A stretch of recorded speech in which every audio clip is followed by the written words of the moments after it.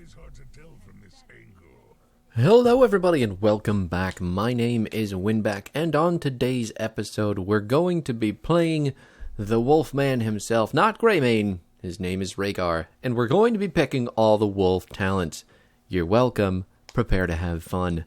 This is a YouTube video after all, so feel free to like, comment, and subscribe your heart out. This is going to mark video 2 for this week, and we're on the wolf build.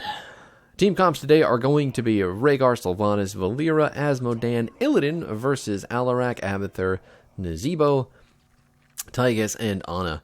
We're on Cursed Hollow today, so we do have a bit of functionality on this map with Rehgar, with the ability to do camps really well, and we managed to gain the favor of the quick match gods and get an Illidan on our team on top of everything else. So, Illidan and Rehgar have been the best of buddies since the dawn of time, and hopefully it will show in this map.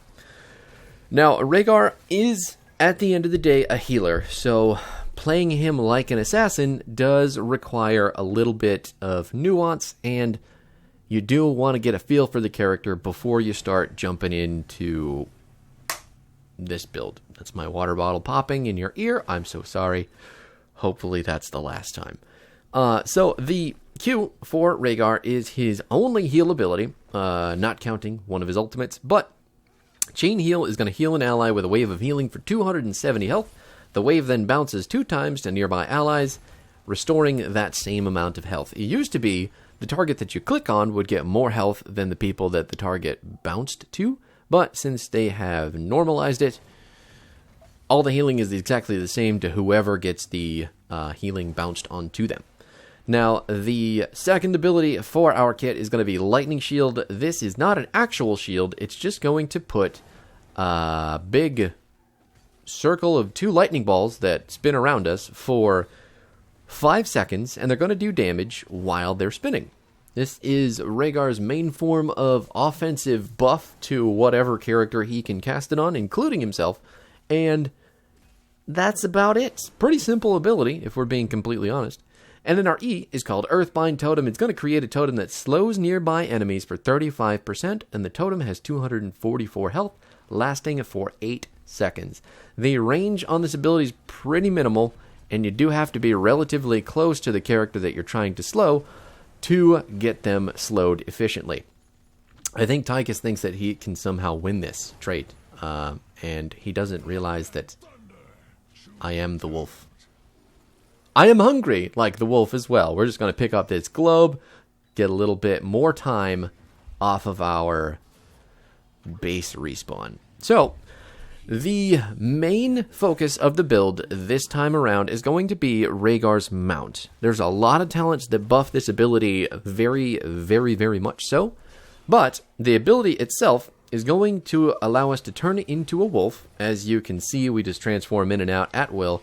There is no wind-up like normal characters' mounting abilities.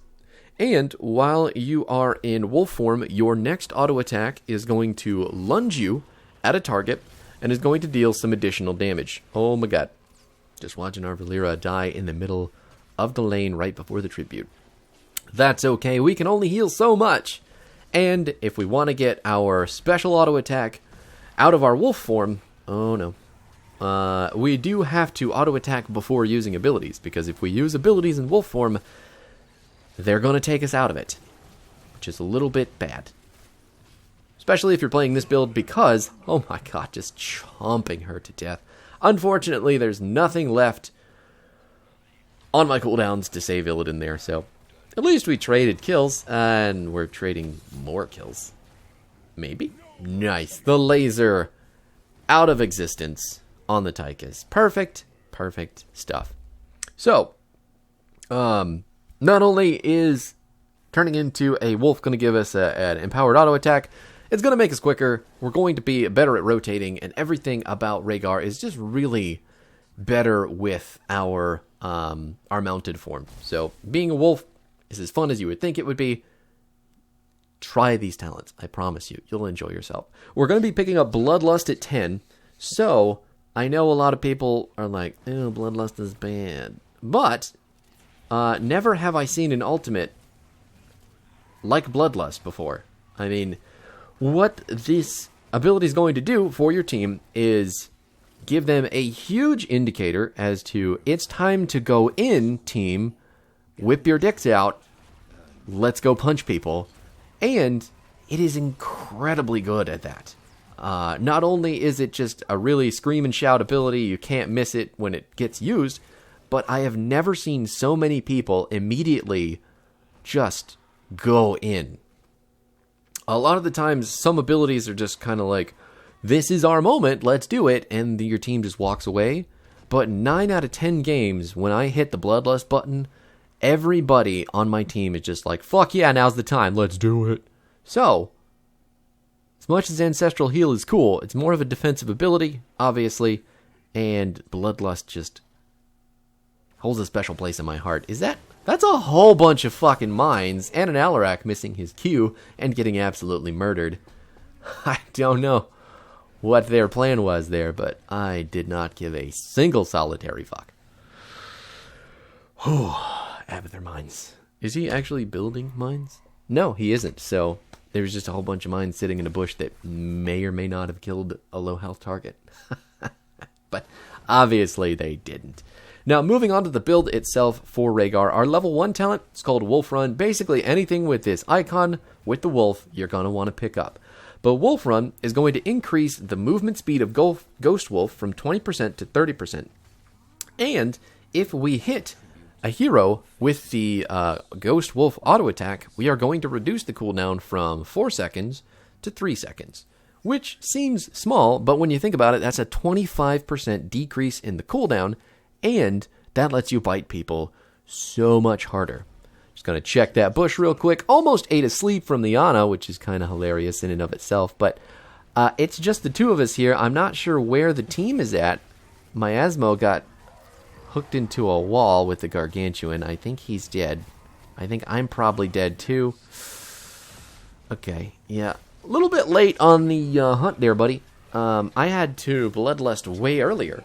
And we're trading people left and right. We traded 4 for 2 there, and we're going to give up the objective. Not super sure what was going on the other side of the map that was so important, but, well, here we are.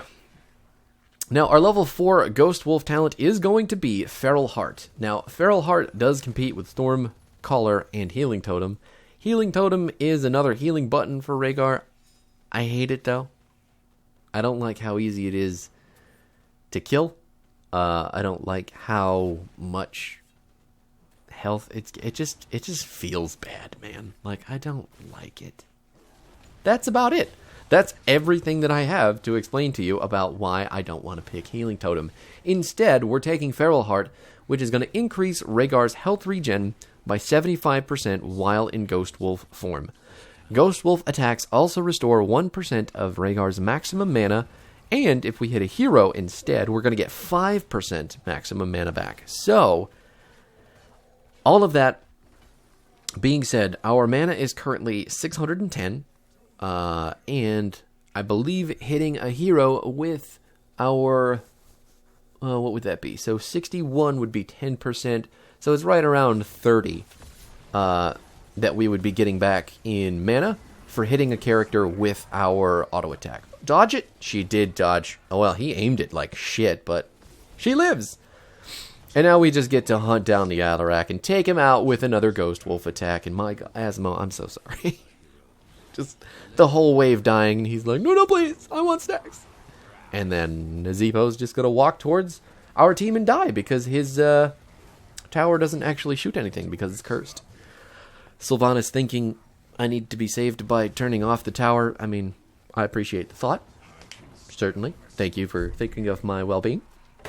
Now, our level 7 talent is not going to be Cleanse. I know, what a travesty. Rehgar without Cleanse, how dare you. But Blood and Thunder is going to reduce the cooldowns of our basic abilities by 2 seconds anytime that we hit an auto attack in Ghost Wolf form. So, what that means for us is that we can auto attack minions or buildings or literally anything and take 2 seconds off of all of our cooldowns. And our cooldowns are not the longest to begin with. So, Our chain heal's only 8 seconds. Lightning shield, same, 8 seconds. Earthbind totem's a little bit longer at 15 seconds. But those first two are going to be the big ones. And if you're managing to hit a hero with your empowered Ghost Wolf auto, remember you're dropping that 4-second cooldown to 3 seconds. So, you could potentially do that 2 times. I'm trying to get my team to leave. I'm giving them move speed with the Bloodlust. So, Bloodlust gives you move speed and attack speed and lifesteal. And it is a good escape tool, but Illidan didn't get the picture while the rest of the team did. So, maybe he was just sacrificing himself for the greater good. We'll err on the side of good instead of selfish, not paying attention shit that most quick match players are guilty of.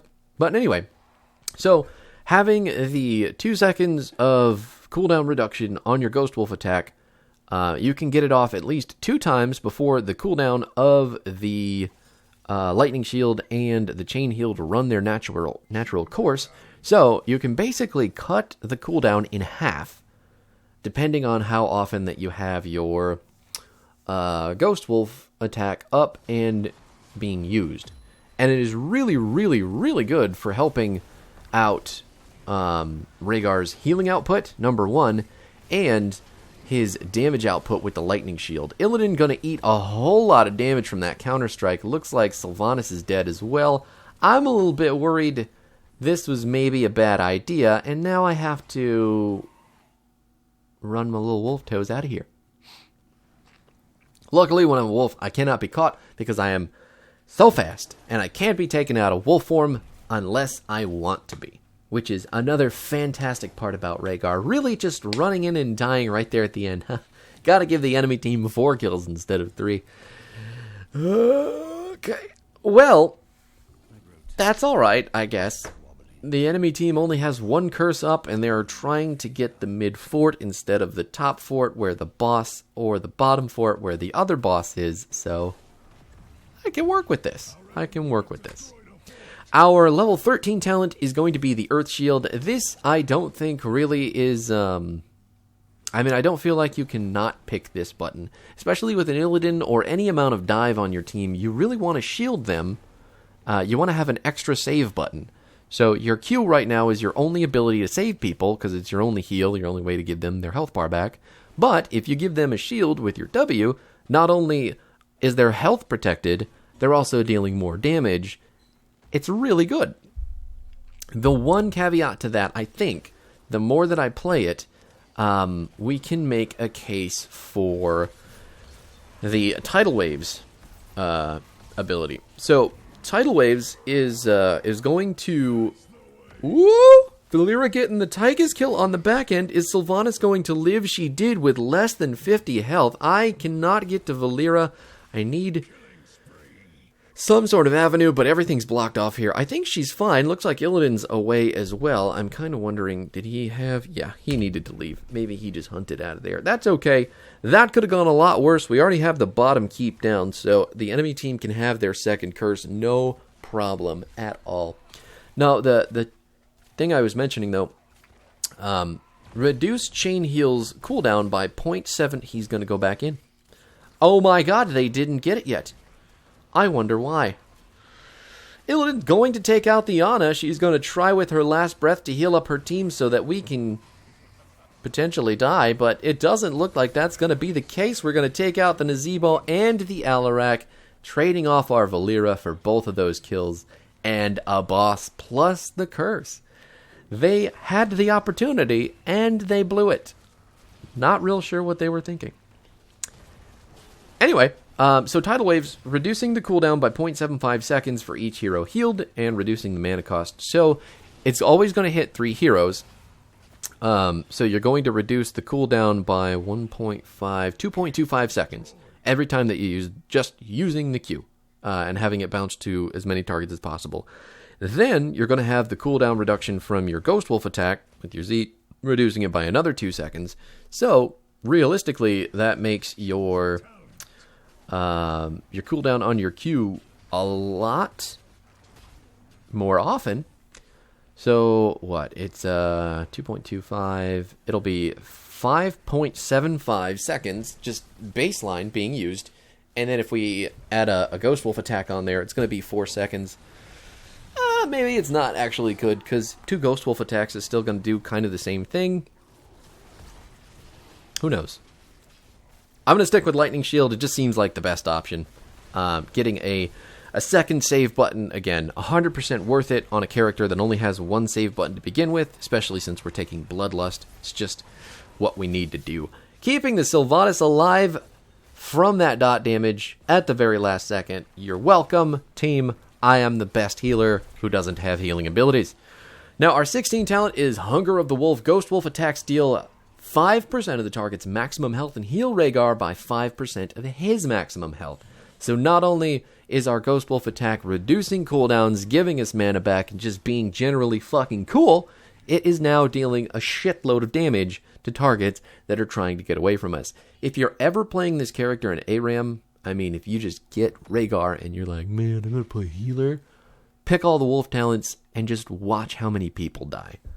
The whole reason that I picked up this character and started playing this build again is because I had an ARAM with a few friends and ended, I think, 15-2 with this build as the healer. And my god, did that just feel the greatest. But it is a fun build.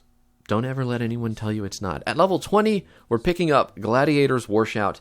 This is almost... Oh my god. What are you guys doing? I have the Bloodlust ready. Looks like Illidan's going to miss out on it. I got hit by the... Oh no. I got hit by the Counter-Strike, which means that all the Nazebo damage is going to kill me. But we have enough people left over to stand on the point, use the Bloodlust effectively, and smash the ever-loving shit out of the enemy team. Don't know why Sylvanas is here, because it was pretty clear where the team was, but that's okay. Looks like the game's just pretty much over. This is Curse, this is Camp, this is Boss, this is so much garbage on the enemy team's core. With none of them alive to defend it, there's nothing to worry about. So the Gladiator's Warshout is going to double the range and the duration of our Bloodlust, and that, in and of itself, going from a 6-second duration to a 12-second duration with all those bonuses in basically the entire screen. So as long as people are on your screen, they're going to be affected by Bloodlust, and they're going to hit so much harder, move so much faster, and steal so much life that it's really impossible to lose team fights in the right situations. So the 20 upgrade is totally why you pick Bloodlust. Make sure that if you do pick it, you take it at 20. And then have fun with all these wolf talents. I mean, again, in case you need them, we've got Wolf Run, Feral Heart, Blood and Thunder, Bloodlust, Earth Shield, Hunger of the Wolf, and Gladiator's Warshout. Only 49 stacks, huh? That's... Room for improvement. Room for improvement. I don't think we healed. Well, Auto only beat us by about 10,000, so that's not terrible. We had the same amount of kills? What? The healers had the most kills in the match? Excuse me? Definitely on the lower end of the damage, but securing kills with this build is super easy, super fun, super rewarding. Pick it up, have yourself a good time. I'll be back tomorrow, but thank you so much for hanging out, and GG's. I'll see you next time.